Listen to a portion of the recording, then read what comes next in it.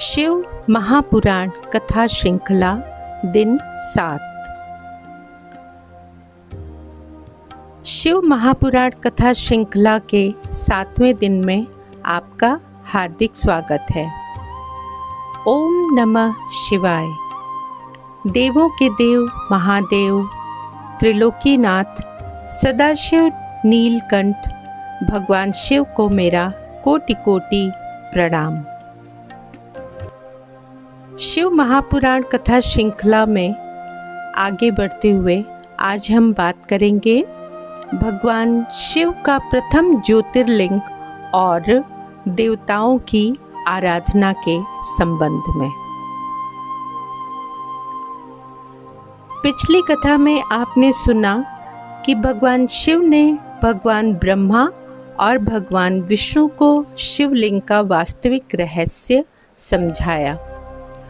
उन्होंने बताया कि शिवलिंग केवल पूजनीय प्रतीक नहीं बल्कि अनंत निराकार और सर्वव्यापी शिवत्व का दिव्य चिन्ह है। उन्होंने यह भी बताया कि सच्ची पूजा बाहरी वैभव से नहीं बल्कि निर्मल हृदय सत्य और भक्ति से होती है। आज की कथा उसी दिव्य प्रसंग को आगे बढ़ाती है। भगवान शिव के उपदेश के पश्चात संपूर्ण देवसभा दिव्य आनंद से भर उठी। भगवान ब्रह्मा और भगवान विष्णु ने पुनः उस अनंत ज्योतिर्लिंग को प्रणाम किया। देवताओं ने पुष्प वृष्टि की और चारों दिशाओं में वेद मंत्रों की ध्वनि गूंजने लगी। उसी समय भगवान विष्णु ने हाथ जोड़कर निवेदन किया, हे महादेव, कलयुग में मनुष्य अल्प आयु, चंचल मन और अनेक कष्टों से घिरा होगा। ऐसे समय में वह आपकी कृपा कैसे प्राप्त करेगा? भगवान ब्रह्मा ने भी विनम्रता पूर्वक कहा, प्रभु, सभी लोग कठोर तपस्या करने में समर्थ नहीं होंगे। कृपा करके ऐसा सरल मार्ग बताइए जिससे प्रत्येक स्त्री, पुरुष, वृद्ध और बालक आपकी शरण प्राप्त कर सके। भगवान शिव मंद मंद मुस्कुराए। उन्होंने कहा, हे देवगण, मैं अपने भक्तों से कभी दूर नहीं रहता। जहाँ श्रद्धा से मेरा स्मरण होता है वहीं मैं उपस्थित हो जाता हूँ। कलयुग के जीवों के कल्याण के लिए मैं पृथ्वी पर अनेक पवित्र स्थलों पर ज्योतिर्लिंग रूप में प्रतिष्ठित रहूँगा। वहाँ श्रद्धा से की गई पूजा, जप, अभिषेक और ध्यान से भक्त मेरे सानिध्य का अनुभव करेंगे। यह सुनते ही देवताओं के मुख आनंद से खिल उठे।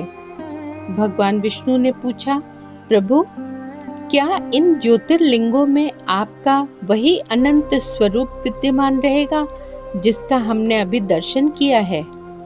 भगवान शिव बोले, वत्स, मेरा अनंत स्वरूप किसी एक स्थान में सीमित नहीं हो सकता, परंतु मेरी कृपा से ये ज्योतिर्लिंग ऐसे दिव्य तीर्थ होंगे जहाँ भक्त विशेष रूप से मेरे तेज, करुणा और कृपा का अनुभव करेंगे।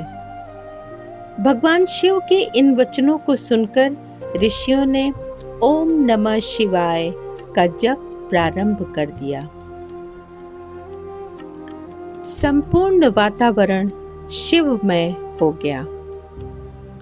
भगवान शिव के मुख से यह अमृतमय वचन सुनकर भगवान ब्रह्मा, भगवान विष्णु और समस्त देवगण आनंद से भर उठे।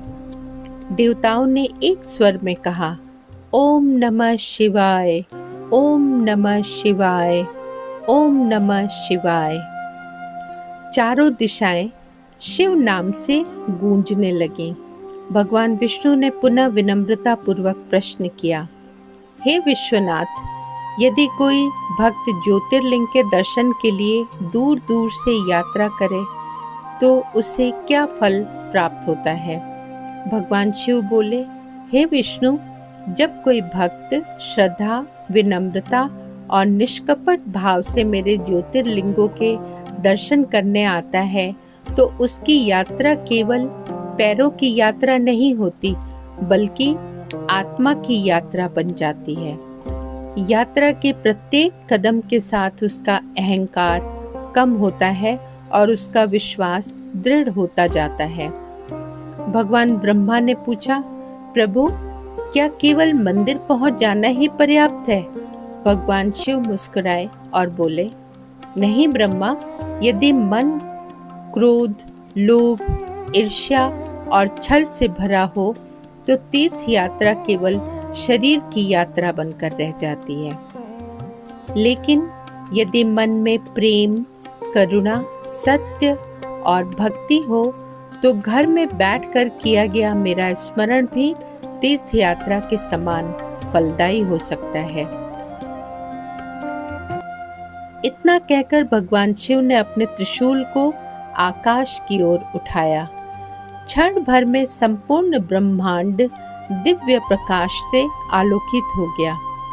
उस प्रकाश में देवताओं ने पृथ्वी के अनेक पवित्र स्थलों का दिव्य दर्शन किया। ऊंचे हिमालय, पवित्र नदियां, घने वन, तपस्वियों के आश्रम और प्राचीन मंदिर सब मानो शिव तेज से प्रकाशित हो उठे। भगवान शिव बोले, समय आने पर इन पवित्र स्थलों पर मेरी ज्योति भक्तों का मार्गदर्शन करेगी। वहां आने वाला प्रत्येक श्रद्धालु अपने भीतर छिपे प्रकाश को पहचानने का अवसर पाएगा। भगवान विष्णु ने हाथ जोड़कर कहा, प्रभु, यदि कोई भक्त किसी कारणवश इन पवित्र स्थानों तक न पहुंच सके तो क्या वह आपकी कृपा से वंचित रह जाएगा? भगवान शिव ने अत्यंत करुणामय स्वर में उत्तर दिया, वत्स, मैं स्थान से नहीं, भावना से बंधा हूँ। जो भक्त निष्कपट हृदय से ओम नमः शिवाय का जप करता है, सत्य का पालन करता है, माता पिता और गुरु का सम्मान करता है तथा प्राणी मात्र पर दया करता है, वह मेरे अत्यंत निकट है। मेरे लिए कैलाश और एक भक्त का निर्मल हृदय दोनों समान हैं। यह सुनते ही देवताओं की आंखें श्रद्धा से भर आईं। ऋषि मुनियों ने भगवान शिव की स्तुति में वेद मंत्रों का उच्चारण प्रारंभ किया। गंधर्वों ने मधुर संगीत गाया। आकाश से सुगंधित पुष्पों की वर्षा होने लगी। ऐसा प्रतीत हुआ मानो संपूर्ण सृष्टि भगवान शिव के इस दिव्य उपदेश का उत्सव मना रही हो। प्रिय भक्तों, भगवान शिव का यह संदेश आज भी उतना ही सत्य है। यदि हमारा मन पवित्र नहीं है तो बाहरी पूजा अधूरी है। यदि हमारा व्यवहार करुणामय नहीं है तो भक्ति अधूरी है। और यदि हमारे जीवन में सत्य नहीं है तो साधना का उद्देश्य अधूरा रह जाता है। इसलिए शिव भक्ति केवल मंदिर तक सीमित नहीं, बल्कि जीवन के प्रत्येक कर्म में प्रकट होनी चाहिए। भगवान शिव के दिव्य वचनों को सुनकर समस्त देव सभा भाव विभोर हो उठी। भगवान ब्रह्मा, भगवान विष्णु, देवगण, ऋषिगण और सिद्ध मुनि सभी हाथ जोड़कर भगवान सदाशिव के चरणों में नतमस्तक हो गए। भगवान विष्णु ने विनम्र स्वर में कहा, हे महादेव, आज आपने हमें यह समझा दिया कि सच्ची भक्ति केवल पूजा पाठ नहीं, बल्कि जीवन जीने की एक दिव्य कला है। भगवान ब्रह्मा ने भी हाथ जोड़कर कहा, प्रभु, अब हमें ज्ञात हो गया है कि आपका अनंत स्वरूप किसी एक स्थान में सीमित नहीं है। आप प्रत्येक जीव के हृदय में, प्रत्येक कण में और संपूर्ण ब्रह्मांड में व्याप्त हैं।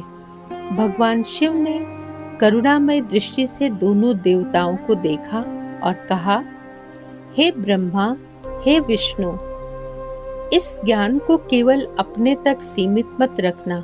समय आने पर ऋषि, मुनि, गुरुजन और भक्त इस दिव्य ज्ञान का प्रचार करेंगे, ताकि कलयुग में भी मनुष्य धर्म का मार्ग न भूले। फिर भगवान शिव ने समस्त देवताओं की ओर देखकर कहा, स्मरण रखो, जो व्यक्ति केवल अपने सुख की कामना करता है उसकी भक्ति अधूरी है। जो दूसरों के कल्याण की कामना करता है वही मेरे हृदय के निकट है। यदि कोई भूखे को भोजन कराए, प्यासे को जल पिलाए, दुखी को सांत्वना दे, असहाय की सहायता करे और सत्य का पालन करे, तो वह बिना किसी बड़े यज्ञ के भी मुझे प्रसन्न कर सकता है। भक्ति का अर्थ केवल मंत्रों का उच्चारण नहीं है। भक्ति का अर्थ है मन, वचन और कर्म से धर्म का पालन करना। इतना कहकर भगवान शिव अपना दाहिना हाथ आशीर्वाद की मुद्रा में उठाया। क्षण भर में संपूर्ण आकाश दिव्य प्रकाश से भर गया। देवताओं ने देखा कि उस प्रकाश से असंख्य शिवलिंग प्रकट हो रहे हैं और फिर उसी प्रकाश में विलीन हो रहे हैं। भगवान शिव बोले, यह संपूर्ण सृष्टि ही मेरा स्वरूप है। जो इसे प्रेम से देखता है वह मुझे देखता है। जो इसमें सेवा करता है वह मेरी सेवा करता है। फिर उन्होंने कहा, कलयुग में ओम नमः शिवाय पंचाक्षरी मंत्र असंख्य लोगों के जीवन का आधार बनेगा। श्रद्धा से किया गया इसका जप मन को शांति देगा, बुद्धि को निर्मल करेगा और भक्त को मेरे निकट ले आएगा। भगवान विष्णु और भगवान ब्रह्मा ने एक साथ ओम नमः शिवाय का जप प्रारंभ किया। देवताओं ने पुष्प वृष्टि की, ऋषियों ने वेदों का गान किया, गंधर्वों ने भगवान शिव की महिमा का कीर्तन किया और उसी दिव्य क्षण में भगवान सदाशिव का तेज पुनः उस अनंत ज्योतिर्लिंग में समाहित हो गया। संपूर्ण ब्रह्मांड में केवल एक ही दिव्य ध्वनि गूंज रही थी, ओम नमः शिवाय। प्रिय भक्तों, आज की कथा हमें 5 अमूल्य शिक्षाएं देती है। पहली, शिव भक्ति का आधार सत्य, करुणा और विनम्रता है। दूसरी, ज्योतिर्लिंग भगवान शिव की अनंत सत्ता का स्मरण कराता है। तीसरी, सच्चा तीर्थ वही है जहाँ मन पवित्र हो जाए। चौथी, सेवा, दया और धर्म का पालन भी भगवान शिव की पूजा है। पांचवी, ओम नमः शिवाय का श्रद्धापूर्वक जप मनुष्य को भीतर से परिवर्तित कर देता है।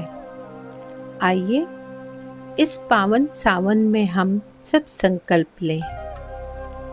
हे भोलेनाथ, हमारे जीवन से अहंकार, क्रोध और लोभ को दूर कीजिए। हमें सत्य, सेवा और भक्ति के मार्ग पर चलने की शक्ति दीजिए।